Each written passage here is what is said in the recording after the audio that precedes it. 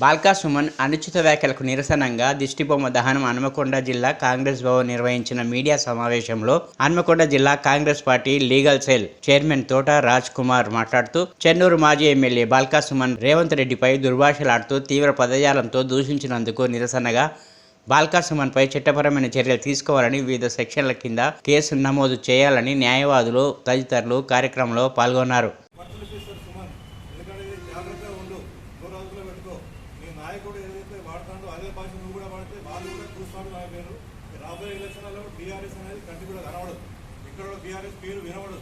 అలాంటి ఉద్యమకారులు బయటకు వచ్చేసారు. అలా ఉన్నది కొద్ది మంది, నువ్వు నీ మంది మగాజులు బాలకృష్ణ అలాంటి వాళ్ళు. ఏదో రోజు మొత్తం పార్టీ కూడా క్లోజ్ అయిపోతుంది. ఇప్పటికైనా భాష మార్చుకొని పద్ధతిగా ఉండండి. దీని రాజకీయాలు అందరూ చేస్తాడు, కానీ భాష వాడే విధానం కూడా కొంచెం అలవర్చుకోండి, మంచిగా చూసి నేర్చుకోండి. కాంగ్రెస్ కూడా మీకు నేర్పుతుంది, అన్నీ నేర్పుతుంది.